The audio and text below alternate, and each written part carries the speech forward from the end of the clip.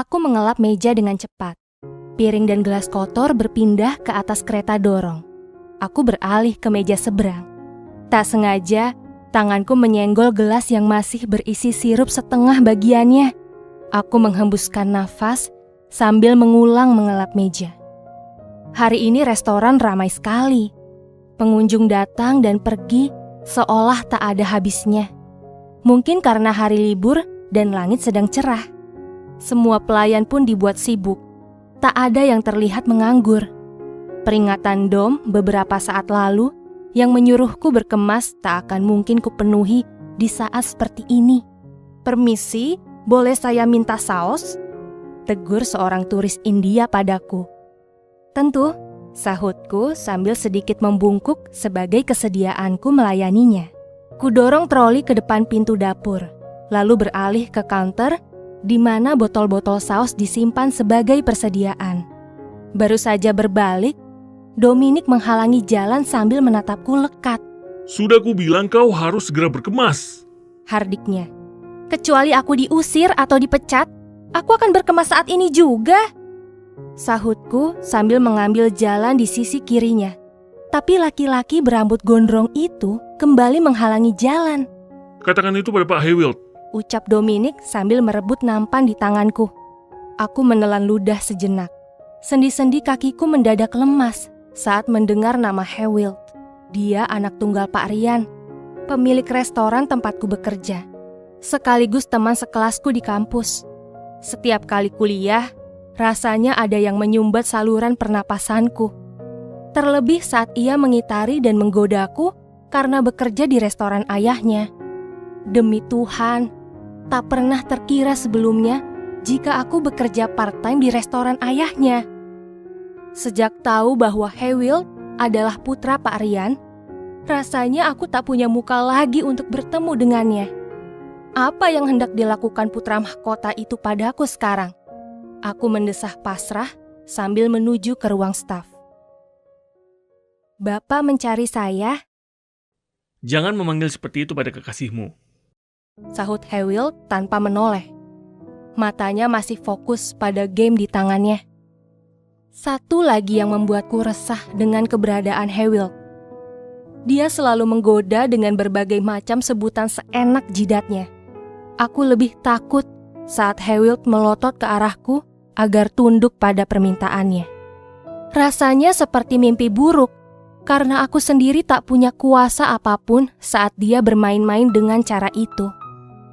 "Kemari sayang, lepaskan celemekmu dulu. Kamu tidak cocok dengan pakaian seperti itu." Ucapannya membuatku gemetaran. Saya harus kembali bekerja." "Aku ingin mengajakmu kencan dan aku sudah membawakan gaun untukmu. Bersiaplah dalam setengah jam," perintah Haywild. Aku hanya diam sambil melirik goodie bag di atas meja. Apa yang harus kulakukan sekarang? Pak Rian bisa memotong gajiku jika terlalu sering membolos. Tempo hari aku sudah menggunakan kesempatan membolos untuk mengerjakan tugas Haywild di kampus. Jika mengulang membolos lagi, apa kabar kebutuhan sehari-hari bulan depan? Terlebih lagi, aku harus membayar kos dan membeli bahan-bahan penelitian. "Masih di sana? Kau menolak pergi denganku?" Saya harus bekerja, Pak." "Apa pekerjaanmu lebih penting daripada menuruti ajakan kencan dari bos?" Lelaki itu menatapku tajam. Buru-buru aku mengalihkan pandangan dari tatapan Haywild. "Tuhan, tolong aku," "Jadi kau benar-benar menolak?" tanya Haywild beranjak mendekatiku.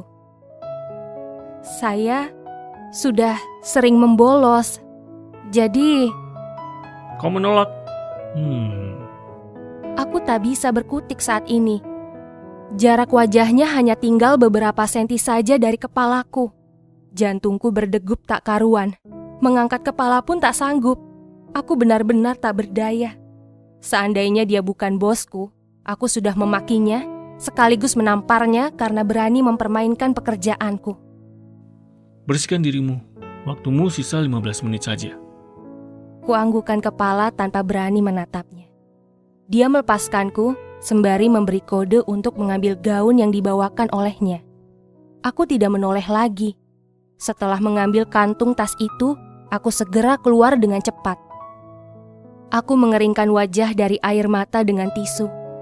Hal sial apa lagi yang akan aku alami setelah ini? Aku terlambat masuk kelas dan Prof. Rain melarangku ikut ujian. Aku memang tak sempat belajar karena Hawild menahanku semalaman di kafe tempat teman-temannya berkumpul. Semalam aku harus berperan sebagai pacar Hawild untuk membuat salah satu mantan pacarnya cemburu. Aku benci laki-laki sok tampan itu, terutama saat dia berani menciumku di depan banyak mata. Air mataku mengucur semakin deras mengingatnya. Dia sudah kelewatan. Aku memang tak bisa menolak permintaannya, tapi dia sudah gila. Harga diriku diinjak-injak. Dia memang bos dan aku hanya kacung. Tapi dia tidak boleh menghinaku seperti itu. Bodohnya aku, tak pernah bisa berkutik sekalipun dia menginjak harga diriku. Bahkan, saat aku gagal masuk kelas ujian seperti ini pun, aku tak akan pernah berani memakinya. Aku ingin melakukannya, tapi aku tak bisa. Seseorang menepuk pundakku dari samping. Aku tak berani menoleh dengan wajah pias yang memalukan ini. Padahal aku sudah memilih meja paling sudut yang tertutup, agar tak akan ada yang melihat wajah burukku. Tepukan itu kembali terasa di pundak sambil menyebutkan namaku dengan sangat pelan. "Hawild mencarimu," bisik Vivi. "Lalu?" Sahutku enggan. "Dia seperti orang gila, Jill. Dia menghardik semua orang untuk mencarimu." "Dia memang seperti itu, biarkan saja." "Kalian berpacaran?" tanya Vivi hati-hati. "Aku bisa memberitahu Hawild kalau aku menemukanmu di sini. Tapi sebelumnya, aku ingin memastikannya darimu. Will melihat kalian berciuman saat..." "Itu bukan aku. Dia hanya gadis yang mirip denganku, tapi itu bukan aku," potongku cepat. "Oh, jadi bukan," cetus Vivi datar juga sedikit tidak percaya. "Lalu kenapa kamu menangis?" "Karena terlambat di kelas Prof. Rain." "Aku dipecat, Vi," jawabku, lalu aku menarik tisu baru yang bersih. "Tadi pagi, aku harus ke restoran dan memohon pada Pak Rian agar tidak memecatku." "Kamu? Mana mungkin? Kamu menghabiskan seluruh waktu senggangmu untuk bekerja." "Menarik kan melihatku menghabiskan waktu senggang dengan menangis?" sahutku sambil membereskan buku-buku di hadapanku. "Apa Prof. Rain sudah keluar? Aku ingin minta ujian susulan. Semoga hatinya sedang cerah." "Hawild sudah melakukannya. Dia mencarimu karena Prof. Rain akan pergi sore ini juga ke New York." Aku menoleh mendengar ucapan Vivi. Apa aku mulai gila? Baru saja aku mendengar nama Hawild disebutkan, disertai hal baik yang dilakukannya padaku.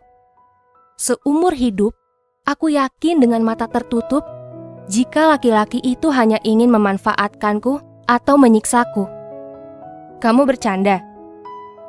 "Kalau Hawild tidak mengakuimu sebagai pacar, aku setuju kalau ini cuma bercanda." "Tapi aku bukan pacarnya," sanggahku. "Kalau begitu, temui Prof. Rain saja. Kau masih punya waktu." Aku tidak banyak bertanya lagi. Langkahku sedikit tergesa keluar dari perpustakaan. Ku kembalikan semua buku yang sebenarnya hendak kupinjam. Aku tak punya waktu mengantri hanya untuk mendaftarkan namaku di meja registrasi. Entah aku sedang sial atau Hawild sengaja menungguku. Aku melihatnya berdiri di depan gedung jurusan. Kuacuhkan keberadaan lelaki bertubuh jangkung itu. Tapi dia menghalangi langkahku. Kuingatkan diriku sendiri bahwa aku berada di kampus, bukan restoran. Dia temanku, bukan bosku. Kuhela napas pelan sebelum aku mulai membuka suara. "Kamu..." "Aku mengkhawatirkanmu." Hawild memotong ucapanku. Aku tertegun mendengar suaranya. Dia berbicara dengan suara lembut dan syahdu. Aku memang tak berani menatap matanya, tapi perasaanku mengatakan jika dia merasa bersalah. Dia tidak berbicara semena-mena kepadaku, atau dia sudah sadar jika dia tidak berada pada posisi yang tepat untuk bersikap demikian. Hei, Panggil Hewild pelan sambil mengangkat daguku. aku minta maaf. Aku tak menyangka kau akan datang terlambat. Bukan salahmu. Aku terlambat karena aku mengerjakan laporan pratikum. Jawabku menghindari tatapannya. Lagi-lagi aku membatalkan niatku untuk bersikap tegas padanya. Aku tidak tahu kenapa aku tidak bisa melakukannya. Seharusnya aku membantumu, seperti kau yang selalu membantuku. Aku harus menemui Prof. Rain, ujarku mengalihkan pembicaraan. Profesor sudah pergi. Apa? Vivi mengatakan bahwa profesor akan pergi sore nanti. Pekiku terkejut. Ruangannya kosong. Hewild melempar pandang ke dalam gedung. Kamu akan mengikuti ujian susulan besok lusa. Itu yang dikatakannya kepadaku. Kamu? Itu caraku menebus kesalahan. Aku menundukkan kepala. Aku tidak tahu jika kalimat sederhana itu bisa membuatku begitu malu. Aku juga tak terbiasa mendengar intonasi halusnya seperti ini. Terasa seperti bukan Hewild. Aku tidak sepintar kamu, jadi aku tidak akan menawarkan untuk mengajarimu materi ujian. Tapi aku bisa menemanimu. Aku ingat beberapa soal yang diberi Profesor Rain saat ujian tadi. Terima kasih. Aku ingin melakukannya dengan jujur saja. Sahutku pelan. Jill, maaf aku baru saja membaca pesanmu. Seru Stefan menghampiri kami. Kau serius ingin bekerja di kafe tempatku bekerja? Kita bisa ke sana hari ini juga. Aku yakin Derek tidak akan keberatan menambah satu pegawai cantik lagi. Terima kasih Stefan. Aku akan datang sore nanti setelah praktikumku usai. Sahutku senang. Oke, kutunggu kamu di sini sore nanti. Aku juga masih ada kuliah sampai siang ini. Kata Stefan, lalu dia melambai sambil berlalu dengan sedikit tergesa. Tinggal Hewild yang menatapku dengan sedikit melotot. Aku tahu kesopanannya beberapa menit yang lalu pasti akan luntur beberapa saat lagi. Kamu bekerja di 2 tempat. Kamu terlambat karena bekerja di restoran dan sekarang mau menambah pekerjaanmu. Aku tidak menambah. Aku tidak lagi bekerja di restoran ayahmu. Jawabku sambil berbalik pergi. Kau tidak bisa bekerja dengan Stefan, Jill. Seru Hewild membuntutiku. Kenapa tidak? Aku terbiasa dengan pekerjaan sebagai pelayan. Aku mengenal Derek. Dia akan jadi bos yang baik. Tidak bisa. Justru karena itu kau tidak bisa bekerja di sana. Bagaimana jika dia juga menyukaimu seperti aku? Sentak Hewild sambil menarik pundakku untuk menghadapnya. Semua mata terarah padaku. Aku merasa seperti pemeran utama di sini. Tapi aku menyadari sesuatu. Kami berada di pelataran kampus. Ada banyak orang di sekitar kami. Mungkin salah satu dari mereka adalah mantan pacar Hewild. Kamu belum mengatakan apa peranku saat ini. Pegawai, teman, apa kamu tidak khawatir aku salah memainkan peranku?